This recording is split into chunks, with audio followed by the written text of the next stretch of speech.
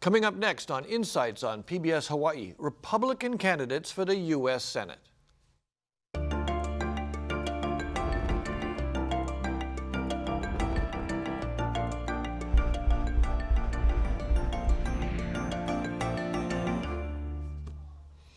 Aloha and welcome to Insights. I'm Daryl Huff with Hawaii News Now for Insights on PBS Hawaii. In Hawaii, a state dominated by the Democratic Party, the Republicans have only had 6 members hold the highest statewide office. Tonight, we offer PBS Hawaii viewers a chance to meet and hear from 3 of the 4 Republican candidates running for U.S. Senate as they exchange their views. There is a 4th candidate, Eddie Perkowski, but he is out of town and could not be here tonight. We invite you to join our conversation by calling, emailing, or tweeting your questions and comments. Now to our panel. Cam Cavasso is launching his 3rd bid for the U.S. Senate. The 3-term member of the State House of Representatives represented Windward Oahu from 1985 to 1991. He has been a financial advisor for 2 decades and runs a farm in Waimanalo. Friel Jr.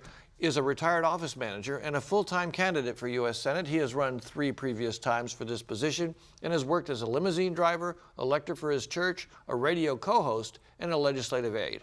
And John Roco is launching his 3rd bid for the U.S. Senate. His first bid was in 2010. He is currently a counselor and the founder of the St. Damien Advocates, a religious freedom advocacy group. I apologize for staggering through that. So now our first question, we'll start with you, Cam.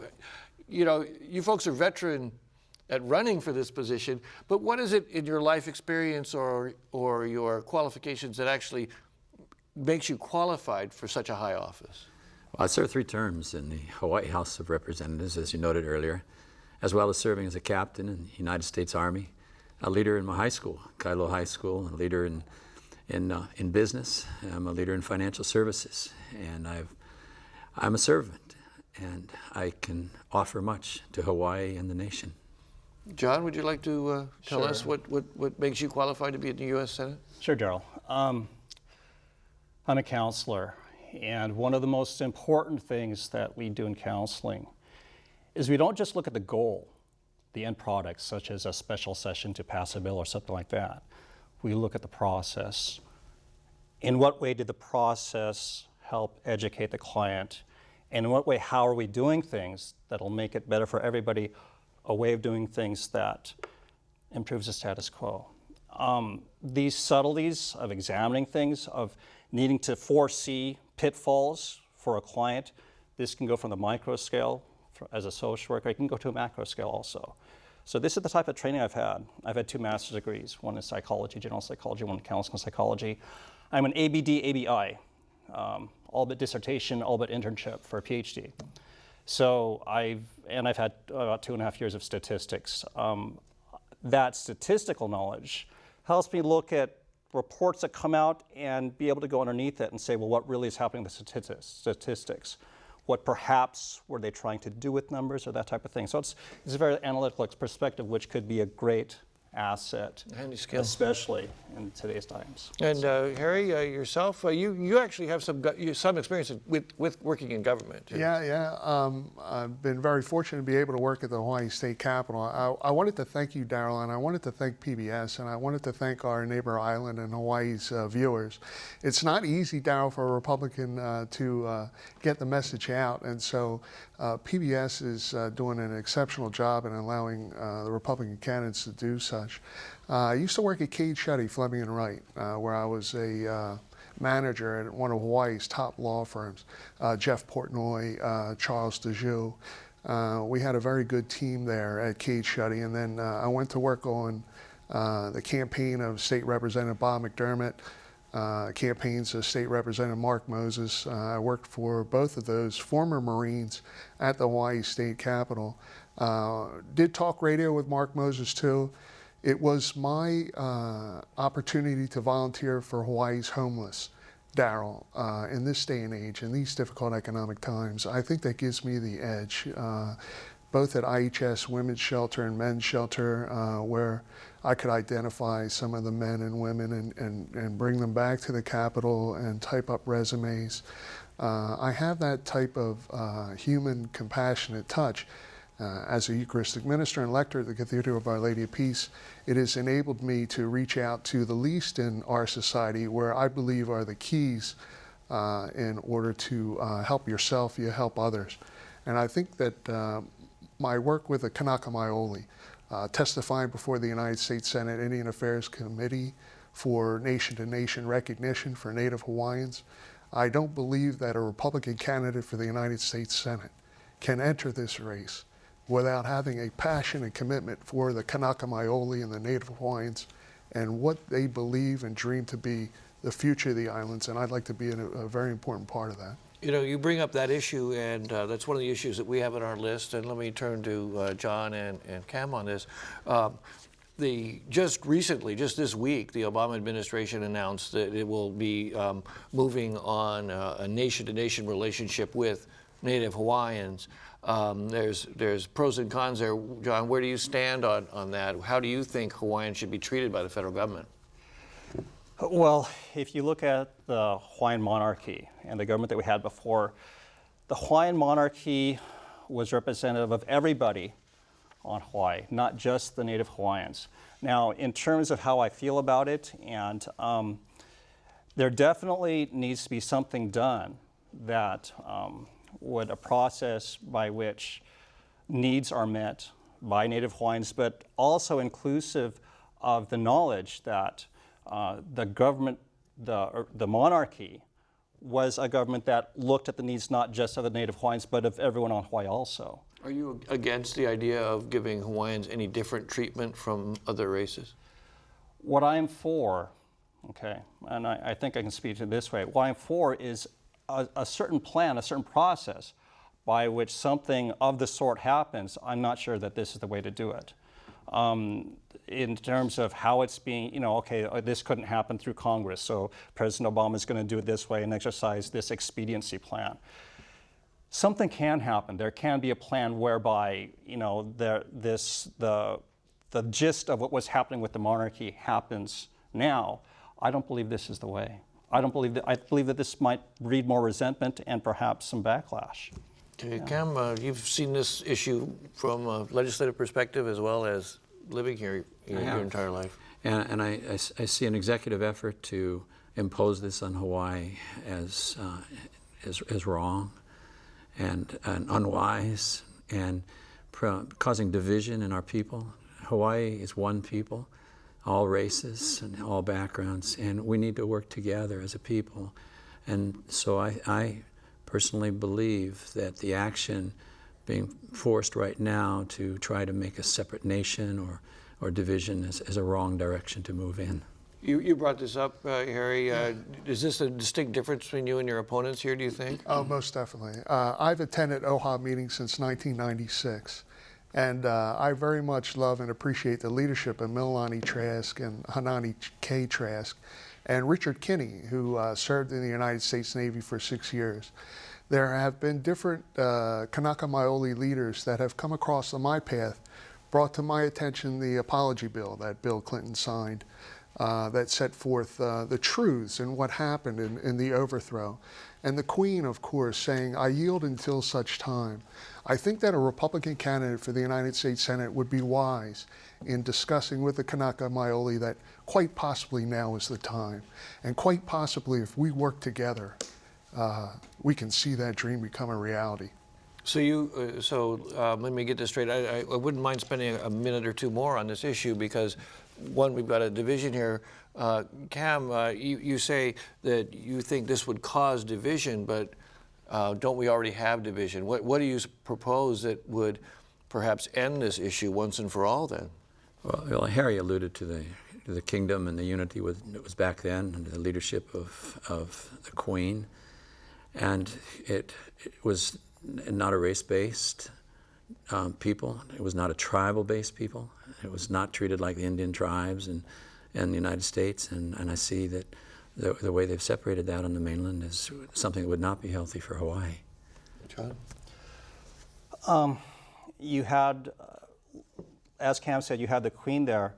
And I think that, it's interesting because we have an elected governor, could be of, Japanese origin, Japanese American, Caucasian, Hawaiian, Filipino.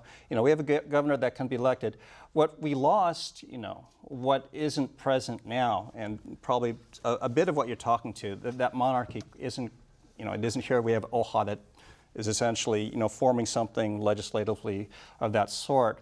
But my question is, how can we do something more unifying versus more divisive? It's in a sense, okay, the Akaka bill, it didn't happen, and it was very definite that there was a lot of opposition to that. I saw the type of testimonies that were given by some of the OHA members, and some of those were very raw. I'll just say that. Even Daniel Inouye said that. Some of the testimonies that he saw that OHA did in Washington were very raw and actually worked against the cause. Let me ask a question of the two of you, and I don't mean to put you guys particularly on the spot, but there is a difference here. There are some threshold questions people ask about this. The first question is, do you believe that Hawaii was illegally overthrown? Yeah, I would tend to agree that that was an illegal action and a wrong action. Okay, John? There was the prior president that sent an investigation, and what he found was, okay, there's something that's not so good happening. And then the new administration came in at that time. I forget it was McKinney, but there was one president that was saying, we investigated. There's something not good happening here. And then for expediency for the Spanish-American War, we're going to say here annex them. So that was not a process that was appropriate at all. And then subsequent to that time, we've moved forward as a people. We've moved forward as a territory and then a state. We've had unity in Hawaii, and both of my sons have married Hawaiian girls. We have 10 Hapahali grandchildren. One state is the way to stay. Okay, last question on this topic, and I'll start with Harry.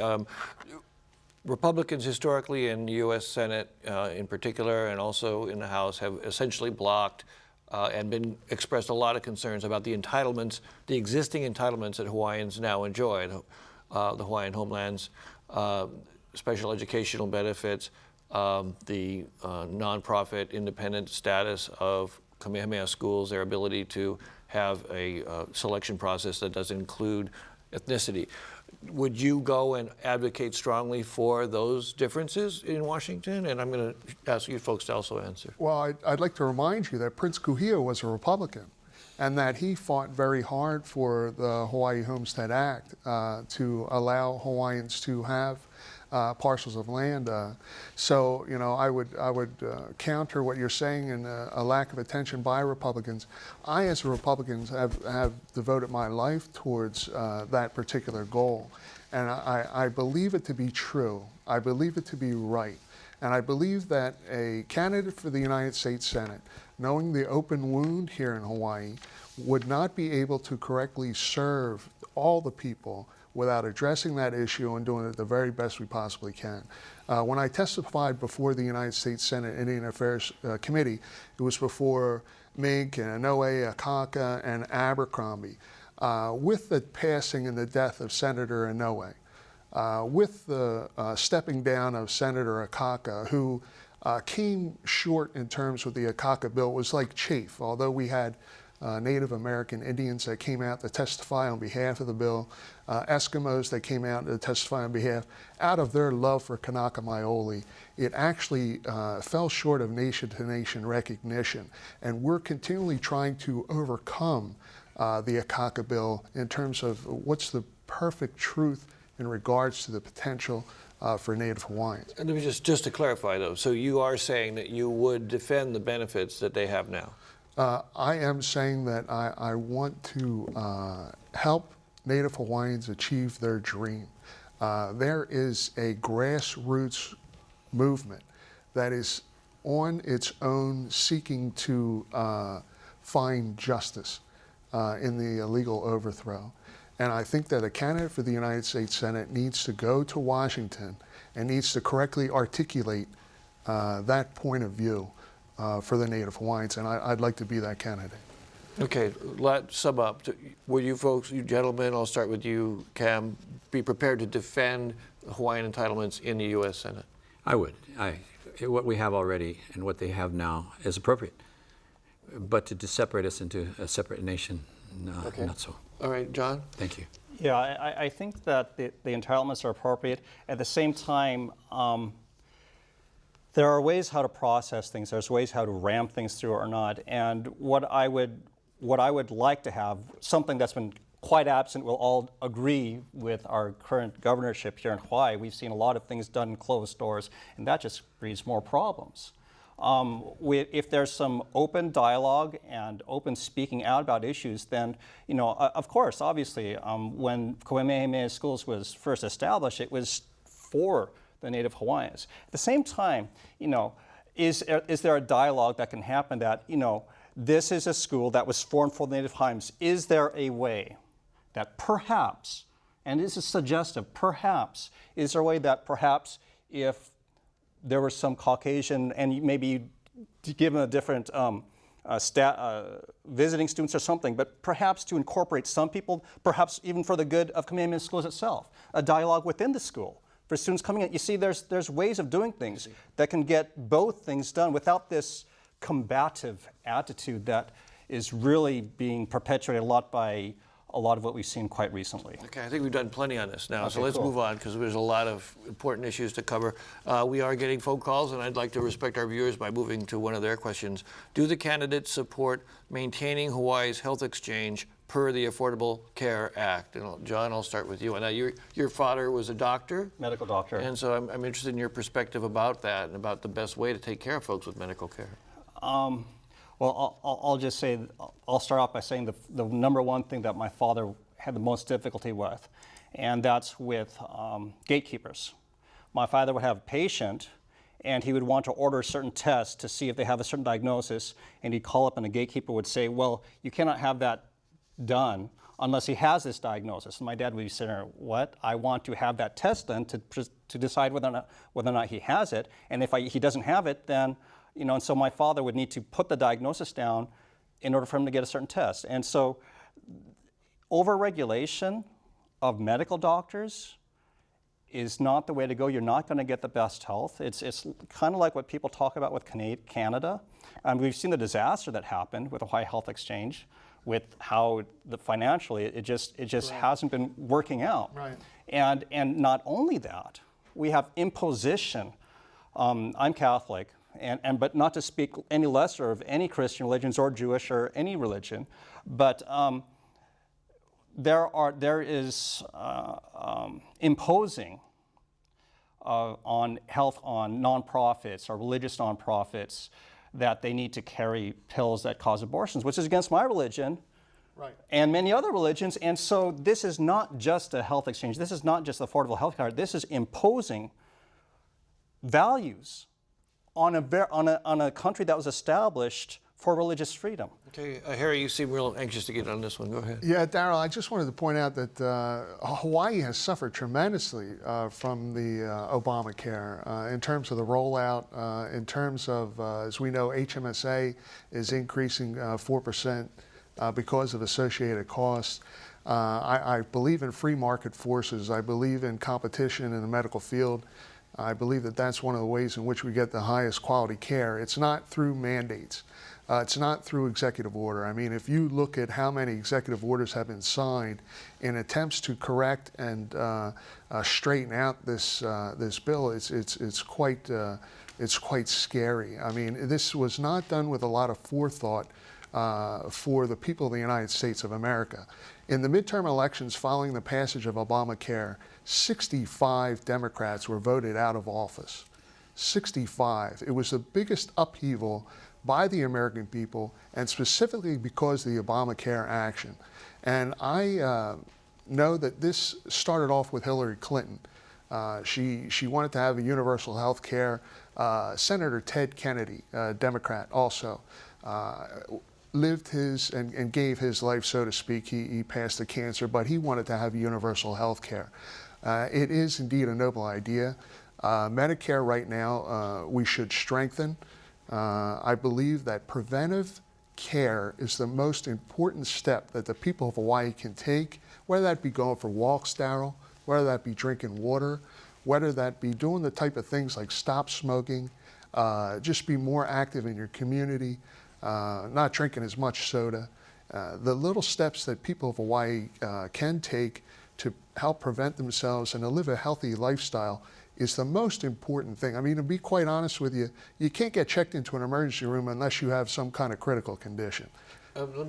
Cam, you want to weigh in on Obamacare or? The Hawaii Health Connector has been a problem for Hawaii, and we under our prepaid health care system have one of the best medical systems in the world in Hawaii. We were already there.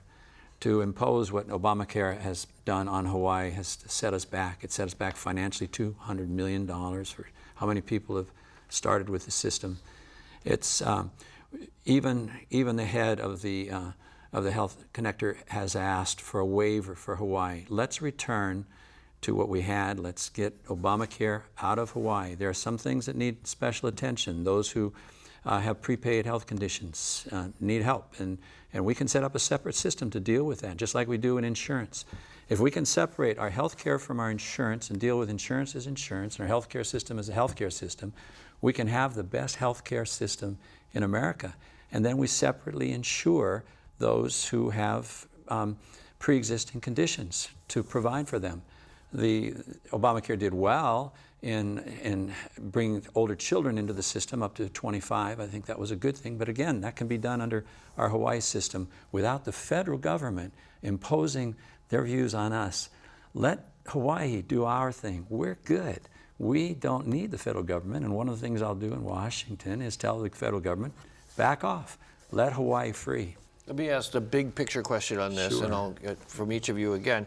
Now, Hawaii did have about 10% uninsured when the Obamacare was imposed. So not everyone had insurance, even under the mandated Prepaid Healthcare Act. So my question to all of you is: do you believe in that everyone is entitled to health care, either through universal coverage of insurance companies or government? I mean, is it okay with you if some people just don't have health coverage? Well, I think it should be kept separate. I mean, this is, for the government to be involved in healthcare, I don't believe it's wise. I mean, if we look and see how the government is mishandling our veterans, the Veterans Administration currently is a bureaucratic red tape where our Hawaii veterans are among the most in the nation in terms of their wait time, which averaged 145 days by the Star Advertiser. So I don't see the government as paying close attention, and our veterans are our most crucial citizens in regards to the sacrifice that they've made in theater, in regards to the suffering in which they've gone through, and the importance of their care. I'm going to go to VA in a little bit. I just Okay. want to make sure I get the answer to this particular question. And do you think that you should have insurance for everybody or some kind of coverage for everybody? Well, when you say that 10% of the people don't have insurance, you're not talking about those who are the poor, because they're covered by Medicaid. So that 10% could be people that just opt not to have insurance. One of the positive things about Obamacare, it has taken people off of rolls that they were otherwise forced on, and they've been able to save money that they were consistently paying per month for care that they were not receiving in order to go with out-of-pocket expenses for when it's needed. Okay, guys, universal health care? No one should be forced into the medical system. No one should be forced to have insurance. No one should be fined for not having insurance. We're in a free society where our people should have the liberty to make their own choices. And we have young people, we have other people who prefer to be self-insured. They have the initiative to take care of that. Forcing us to be insured is not the way to go. Largely agreeing with both Cam and Harry. But just a couple of things. Before Medicare and before Social Security, a lot of the uninsured would simply go to the Mercy University systems where interns would work on them. Maybe you remember that, Cam. But there was a time, when people got their care. I mean, and they would get it for free. And doctors take care of us. Yeah, and doctors would. My dad, up. my dad never refused a patient. Insurance or not, he never refused a patient. Now that's just one merciful doctor, but having It's not unusual. We see nurses and doctors and medical people stepping out all the time to help us in Hawaii. yeah. Of course, at the same time, while we were talking about this VA thing, Right. the law that's moving through now would allow veterans to go out into the private sector. Right on, too. That's what's needed. But at a Medicaid VA rate, and there's some question as to whether doctors will take them. Well, right now the VA system, 1/4 of the VA system in Hawaii is already private. Molokai and Lanai, for example. Many on Kauai and the neighbor islands are using, and even on Oahu, are already being farmed out to the private sector. So the precedent is there. Let's expand that, and particularly those that are referred to as on the waiting list, they need to be taken care of now, not 45 days from now, not 25 days from now, right away.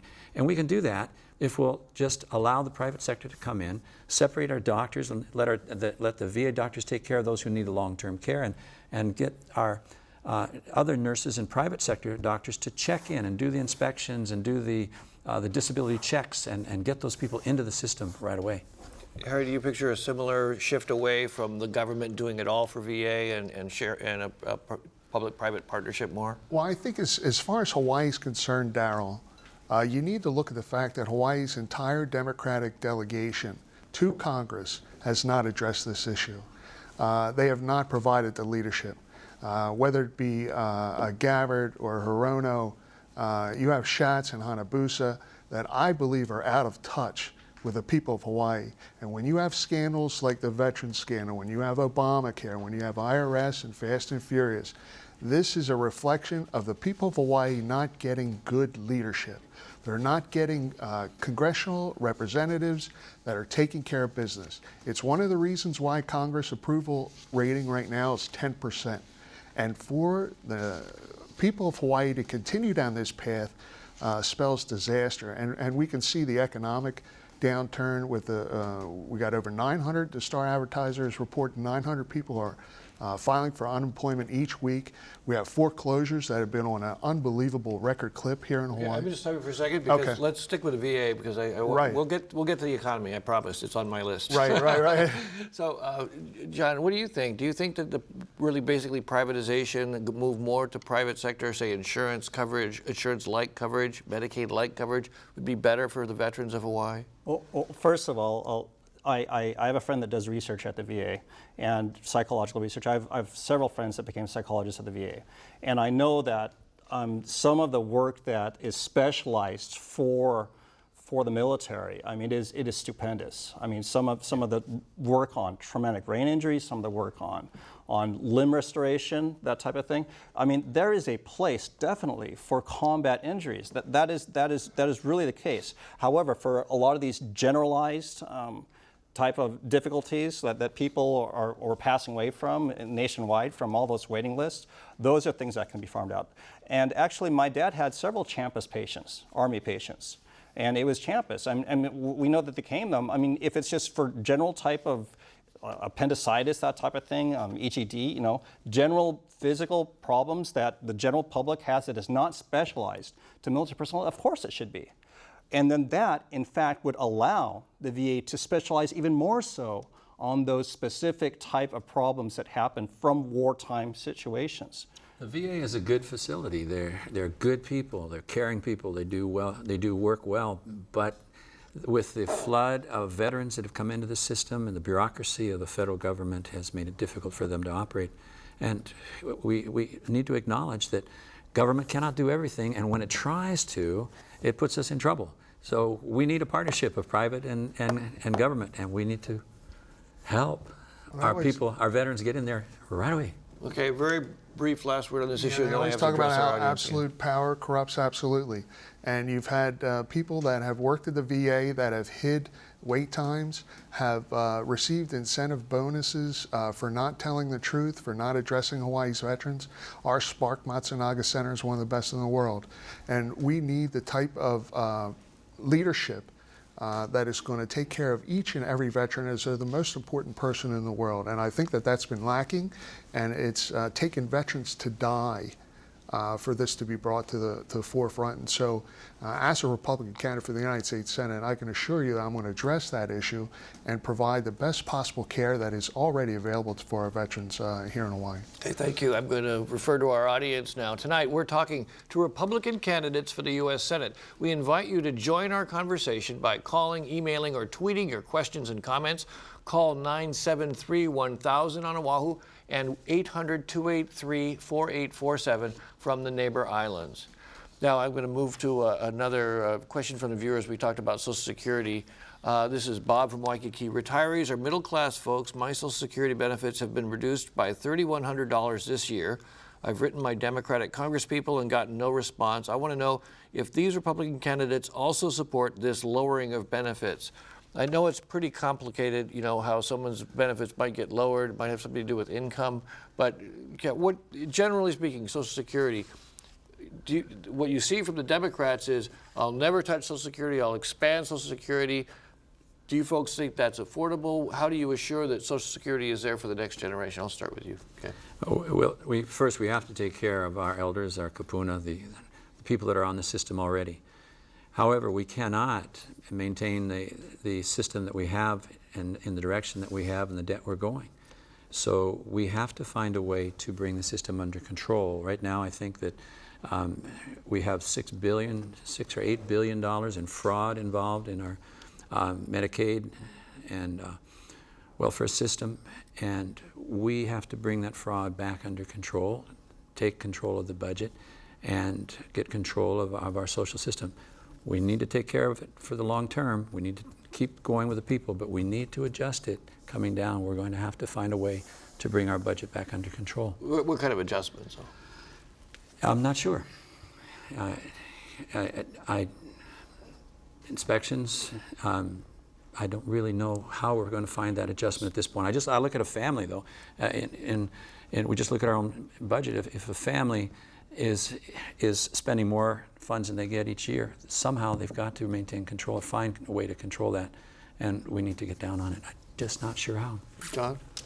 Well, when Social Security first started, right when people would get Social Security, it was right about when a male life expectancy was. And so it was started long ago. Now, of course, the life expectancy, my numbers, you probably know this better than me, but the life expectancy for a male Why, because he's older than you? yes, the wisdom, okay.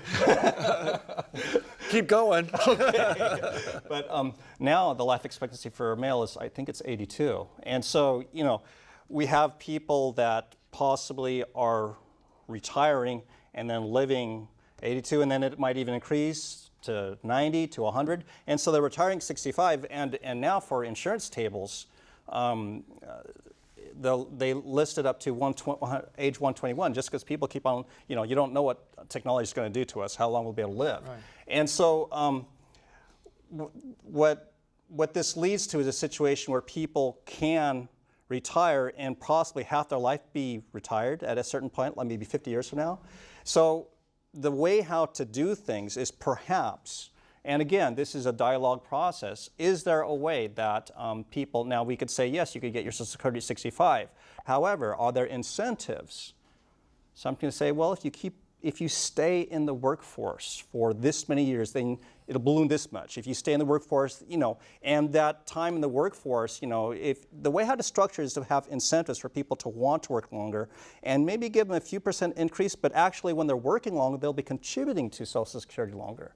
And so it's really a type of algorithm, it's a type of calculus of figuring out, okay, we have a system that was not designed for what it's doing right now. How can we produce incentives there that work out financially, that people can keep on contributing, and they do retire later on their own decision? It's freedom here in this country. Harry? I think it's one of the most important issues in this campaign. And I think that Social Security was designed to be a safety net for our elderly.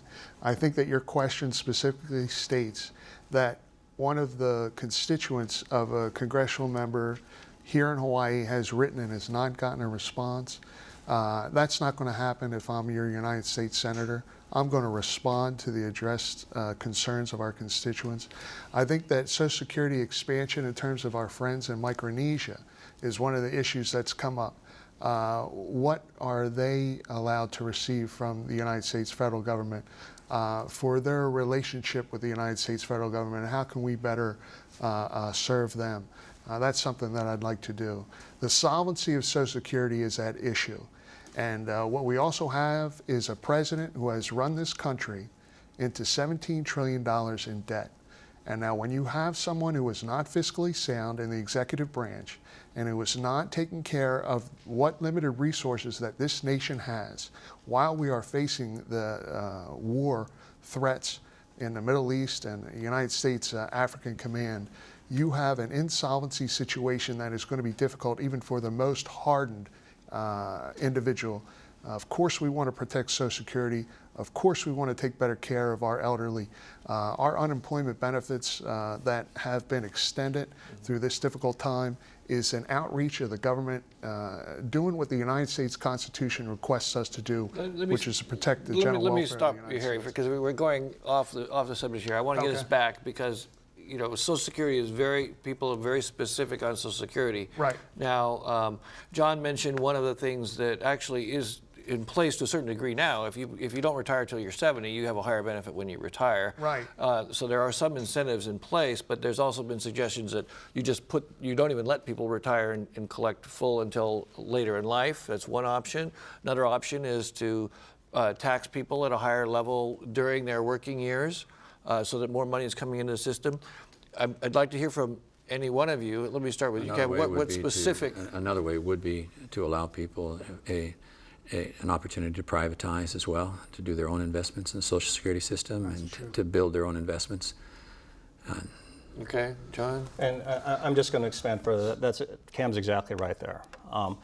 Right now, for example, there's penalties. For example, the modified endowment contract. There's penalties that the government has been putting here every once in a while that taxes people who have been preparing for retirement and things like that. And if we could make it so that, this money that's going to Social Security, if you could make it so that there is a leveraged program, a tax advantage program, something that is a real option that, this type of program has been shown to work in the insurance industry, and now it's having more tax benefits. I would like to try that instead of Social Security, because as we can see, the federal government sometimes doesn't do well in certain things, and maybe a very good insurance company or something that's been doing this for 100 years or 150 years could do a better job than the federal government. So put something in place that is actually appealing.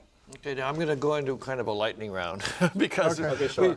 we've talked quite a bit on some of the bigger issues and the issues that are now coming in that people are asking about.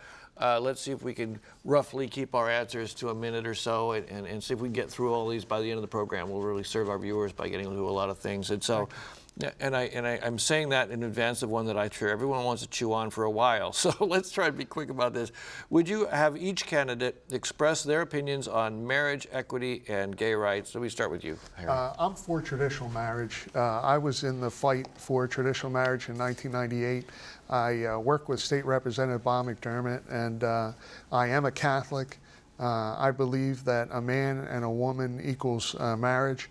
I think it's indicative upon the corruption in Hawaii's Democratic Party that the governor would call a special session in which to advance an immoral agenda. I think it comes from a Democratic Party that's out of touch with the people of Hawaii. So I am for traditional marriage. John? From the administration, the federal administration on down, there's almost an imposition and federal judges also in different states. They're saying, this state decided to have just traditional marriage. We're going to change that. Wisconsin, other states also. There's several states like that.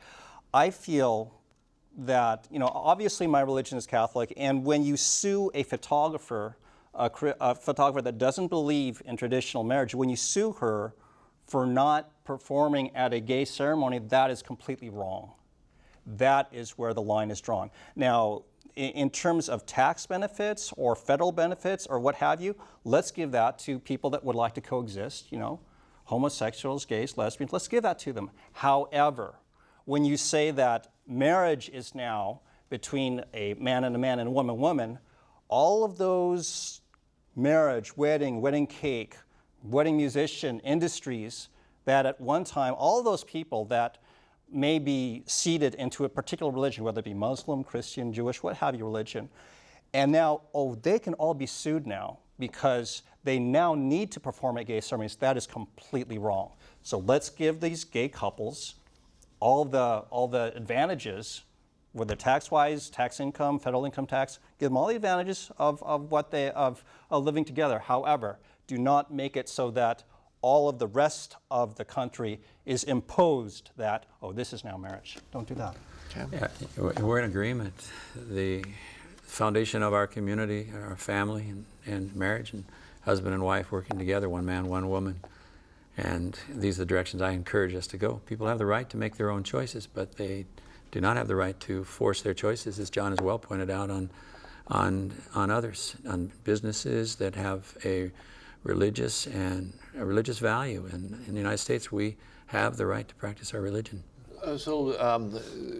John brings up a very interesting nuance in this, is that, well, yes, we want to give government benefits out equally, but if you're a private person, you don't have to do the same thing the government's doing. So it's okay in a way for a private business to say, no, I don't want to serve these folks. So that's okay with all of you. I'll just give a quick example. I'm a pianist.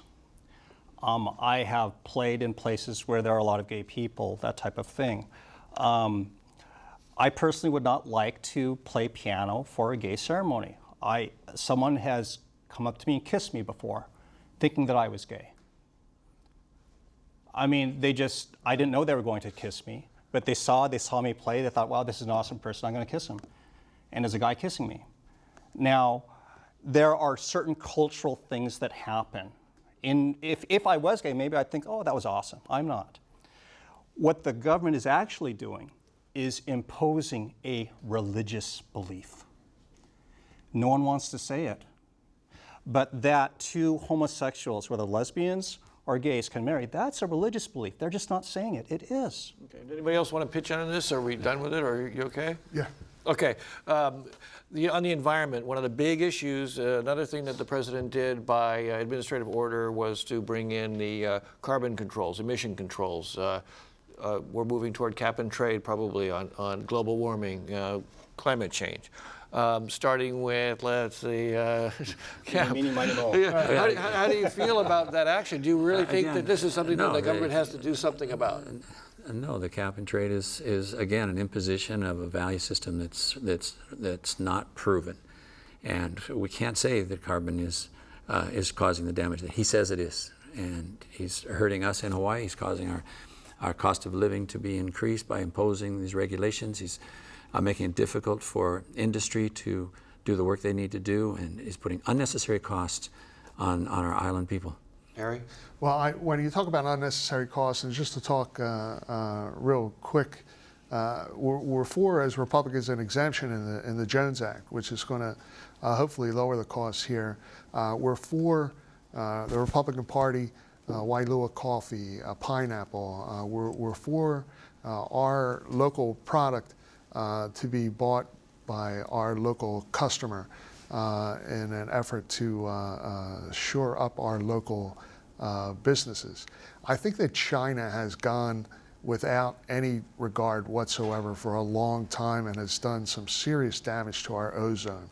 And I think the United Nations, I think that the scope and depth of this issue is greater on a national scale in terms of other nations, is what I mean to say. I think I understand. You're saying, as I understand, you're saying that you are concerned about climate change, but you don't think the U.S. by itself can change the I think the U.S. dynamic. has had standards in place that have gone a long way to keep the damage down. What you're seeing is other countries, such as China, that have not had those type of scrubbers, haven't had the type of preventive efforts that go in to stop the pollution, and is ended up doing irreparable damage. It's colder in the winter, it's hotter in the summer. I mean, obviously we can fine tune, but if we even have the most stringent standards in some regards in the world, but if you have China that has no regard and is polluting into the same environment, we're not going to get anywhere. John? Yeah, the imposition, the federal imposition of things, the White House coming down and saying that we're going to do this and that, that's not the way to go. It should be legislated, and I'm all for research. Research should happen. There should be a lot of research into everything. However, a lot of times, and research with an agenda, okay, we want to pass this bill, so let's run this study and let's come up with these numbers. I know how that happens. I mean, that's one thing that my statistics supervisor had me do. He said, look at these studies and go underneath the statistics and see what you come up with. And I said, she used a different statistical analysis for each study so that she could get the results she wanted. I mean, that happens all the time. So you think that's what's happening with the climate change debate? What I'm saying is that Congress, there isn't a lot of scrutiny because this, people think they can just come up with, and even nonprofit groups. I went to classes to form a nonprofit, and basically at a certain point, what was talked about was statistics. You just need to come up with some numbers that kind of show that you're doing something right. That's happening too much. The way how numbers come about and the agenda, if someone has an agenda, they can show stuff, especially to the layperson. Okay. So have more research, have lots of research, sure. Fund all this research on everything, but let's not have agendaed research that already has a result before you even run the study. Okay, this is a tough one to do quickly, I admit it, but it's a huge thing, foreign policy, and we're very in grave danger now of being drawn back into Iraq. Right. And I think the overall issue is the question of intervention. What role do we play in the world? So I keep do I start with you too often, or should I go right to you? Go ahead. That's good. Iraq is a difficult issue, and it's a complex issue. We've got Sunnis and Shias and Kurds, and we have a nation that asked the United States to get out recently, and they've told us to remove it. Now they're asking for help back.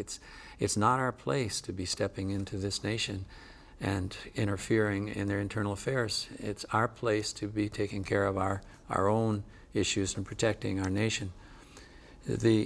So to become embroiled again in the Iraqi war is, I believe, an unwise move for our people.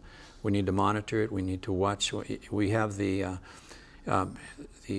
those that are taking control again that are a danger. They're a threat to the United States. We need to be aware of that and be on guard, but not to go back in there and interfere in their affairs at this point. Let me follow up and make sure we all answer the same combined question, which is one about Iraq, but also, which you answered, but also about the overall intervention. Do you think the U.S. is the person that should be protecting everyone in the world? Let me let you finish with that, and I'll go to John. No, I don't. We must protect our people. We have a responsibility to be all over the world because that's what defense will take now. We cannot wait till people come to our borders with the technology and the way things are and terrorists and such. But we need to be protecting our people. We should help our allies. We should be with our allies, Japan and Australia and countries that we are sharing mutual values with, but we're not to be interrupting and intervening in other world affairs that are their nation's business. Okay, John? What this administration is doing right now really reminds me of a social work case where there's a child that's doing violence in the home, running away, causing a lot of problems, and they aren't thinking of 2 steps ahead of the situation. There's a lot of subtle things that you can do, micro things that aren't always seen that can help peace. It just shows how aloof the current White House administration was when during the debates on CNN, I think Obama made a joke about Mitt Romney worrying about Russia. And that just shows you how far out of reach and how misinformed the current administration is. And now Ukraine happened. Oh, they didn't see it happening at all. It was just a curveball for them. And so this administration really has lost touch, I think, from Benghazi to Ukraine to what's happening now in Iraq. This administration is just out of touch. Correct. And they think that they're in touch, and they're not. Okay, Harry? I would just like to state that before you can talk about Iraq, you need to talk about the United States Pacific Command, Kaneohe Marine Corps Base, 25th Infantry, Hickam Air Force Base. You need to acknowledge the sacrifice that these men and women have made in the Middle East on behalf of Israel and on behalf of the world. I believe it is incumbent upon the United States to provide leadership. Of those to whom much is given, much is required. I am for conscription. I believe that the proper way of handling Iraq and Afghanistan was according to the United States Constitution, which is to properly define captured lands. Right now, you have the George Herbert Walker Bush CVN 77 and that carrier strike group that is in the Persian Gulf and is seeking to provide stability to the choke point there in the Strait of Hormuz. And it quite frankly isn't enough compared to the danger. Iran has the most missiles in the area. We need to work more on our strategic defense, maybe kill vehicles for our F-18s under the wing, so that we're able to attack, God forbid, if there's any kind of a nuclear strike or any kind of a dirty bomb, because we are on nuclear threshold right now in the Middle Eastern region. They do have the money, and it is a great danger, but I'm for troops on the ground. We're pulling back now, but there may come a time in which we need to go back in and provide relief in Syria. There are 8 million Syrians that were displaced because of the conflict that is within. And you're seeing the Syrian conflict spread with Iran. Right now we're doing drone strikes in Pakistan, but there's not a stability that the United States of America can provide, that General Shinseki provided and General Petraeus provided, and that the Iraqis quite frankly wish they had back. Okay, that was quite a list of places to talk about. So let me go on to one that I hope is like almost a yes or no answer. Okay, ask each candidate why is Hawaii gun control. This is a very specific question, but basically, gun control. Is it the United States? Are we too easy on guns, or do we need to rein things in? Our Constitution states clearly that we should have the right to bear arms and to own arms, and I stick with that Constitution. We must maintain the freedom and liberty to defend ourselves from attacks, and that means personal. Harry? I used to conceal carry in Pennsylvania. I had a 3-inch 45 that I kept on my person. Quite frankly, I felt very secure. I enjoyed owning that weapon. Here in Hawaii, you have to specifically request from the chief of police for the weapon, and you have to show that your life is basically endangered. I'm for, and the Ninth Circuit has ruled recently. Let's not go into the just. I mean, yes or no. I'm for concealed carry. Okay, John. Gun control should not be imposed. The way how a Harvard graduate or someone that's so removed from the country, the farm life, and there are, and we were talking about this. I forget, there are certain farms that are like miles from the nearest neighbor, and they need their guns to take care of the coyotes, to take care of the bunnies, to take care of the deer that are eating their fruit. And watch out for those bunnies. Oh, yeah, that's what we were talking about. Okay, that's right. I mean, there are cultures that are completely dependent on their guns, and sometimes, the only reason why this is an issue is because the person in the White House right now has never been exposed to that kind of culture. Okay, last question, okay? Yeah. I want each of you to say something good about Democrats. Cam, you first. I love working with Democrats. I love working with them in the legislature. My mother was a Democrat. My father was a Republican. I just call myself Hawaiian. I'd like us to be one people and not divide ourselves between parties. Harry? I love Democrats too. My father was a Democrat. President John F. Kennedy, a Democratic president, provided great leadership. What you see, Darryl, with Democrats and the unions in these difficult financial times is truly a buffer for Hawaii's worker. And I think the Democratic Party bodes well working close with the unions. I wish as a Republican that we had that type of clout. I seek to help Hawaii's workers to the very best that I can. But when you see Democrats and unions working together through these difficult economic times, protecting the worker, providing them benefits, preventing them from getting fired, you're seeing the best of the Democratic Party. Give John a chance. Okay, I'm down one because you had a parent that's a Democrat. You had a parent that's a Democrat. I had 2 parents that were Republicans, so I'm down. Okay, but I'll say this. Okay, I truly believe that a Democrat that truly loves his country, regardless of what issue they're pushing for, even if it is those LGBT issues, they are a concrete part of this country. And it's a push and pull. It's a yin and a yang. What we don't want is something like China, where there's one party and the corruption is just so deep. We need the Democrats to keep us in line. They need us to keep them in line. We have to work together. Yeah, it's all, everyone's an integral part, and by working very hard together, as happened in your 2 households, by working very hard together, we can come up with the best solution. Last question on this line is, how do you reach across? I mean, here you folks mostly pretty much have been stating Republican positions.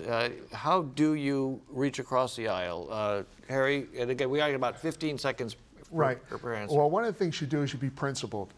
You're working towards the same goal, which is the advancement of the United States of America, which is the advancement of the islands of Hawaii, which is an advancement of the people of Hawaii. So you find commonality in that regard, and you work towards those best interests. John? I'll just mention a little bit on what Harry said. Yeah, we have a heart. We know that the people that run for, we know what it's like to run for office. I mean, You've each done it 3 times for Senate. each one of us have, we know what it's like. We know that commitment. We know that drive. But have the heart to be able to look at the person eye to eye and say, yes, I respect you, and let's work at what we can come up together. Well, we have a common desire to make what's best for Hawaii. We want our families to prosper. We want our families and homes to be strong. We want our kids to do well in education. Our ultimate goals are the same. Some of the directions are different. Thanks very much. All of you have been a great panel, and I'm going to address our audience now. The winner of this primary will face the winner of the Democratic primary for U.S. Senate. Attempts by Insights on PBS Hawaii to arrange an appearance between the Democratic frontrunners for this race, that is obviously Congresswoman Colleen Hanabusa and Senator Brian Schatz, have so far been unsuccessful. While Congresswoman Hanabusa has agreed to be on the program, the Schatz campaign has told us that they are unable to fit Insights into their calendar. As for next week, next time on Insights, a look at candidates to fill an open seat from Windward, Oahu, and pundits look at the primaries. House District 48 in Kaneohe Kahului was previously represented by Jessica Woolley, who the governor appointed to head the state's Environmental Quality Control Office. We'll talk with 2 candidates for that seat. Then we look at the primary season with Honolulu Civil Beat reporter and our host Chad Blair, and University of Hawaii Assistant Professor of Political Science Colin Moore. They'll talk about negative campaigning, voter turnout, and key races. That's next time on Insights on PBS Hawaii. I'm Daryl Huff. Ahui ho.